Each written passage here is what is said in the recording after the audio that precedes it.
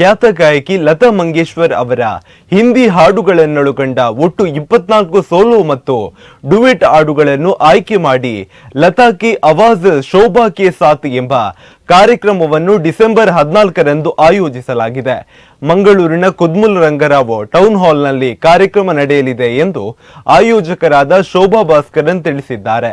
ಸುದ್ದಿಗೋಷ್ಠಿಯಲ್ಲಿ ಮಾತನಾಡಿದ ಅವರು, ಹಾಡುಗಳ ಮಧ್ಯೆ ಒಂದೆರಡು ನೃತ್ಯ ಕಾರ್ಯಕ್ರಮಗಳಿರುತ್ತದೆ ಎಂದರು.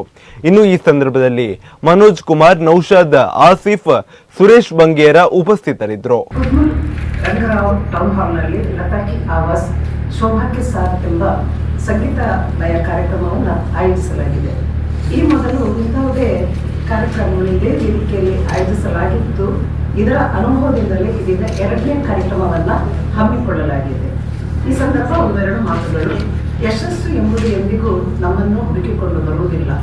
ಅದೃಷ್ಟದ ಜೊತೆಗೆ ನಾವು ಸಾಧಿಸುವ ಗುರಿ, ಕಠಿಣ ಪರಿಶ್ರಮ ಹಾಗೂ ಭಗವಂತನ ಆಶೀರ್ವಾದವು ನಮ್ಮೊಂದಿಗೆ ಇದ್ದಾಗ ಉತ್ತಮ ಫಲಿತಾಂಶ ದೊರಕಲು ಸಾಧ್ಯವಾಗುತ್ತದೆ ಎಂಬುದೇ ನನ್ನ ನಂಬಿಕೆ.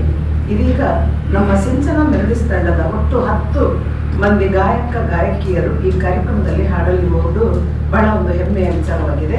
ಅದರಲ್ಲಿ ಮುಖ್ಯ ಕಲಾವಿದರಾಗಿ ಶೋಭಾ ಭಾಸ್ಕರನ್, ಮನೋಜ್ ಕುಮಾರ್, ಕರಿಷ್ಮಾ, ಜೀವಿತಾ, ವಿಮಲಾ, ಸಲಾವುದ್ದೀನ್, ಸುರೇಶ್, ಅರುಣ್, ಮೊಹಮ್ಮದ್ ಆಸಿಫ್ ಹಾಗೂ ನೌಶಾದ್ ಮುಂತಾದವರು ಹಾಡಲಿರುವರು.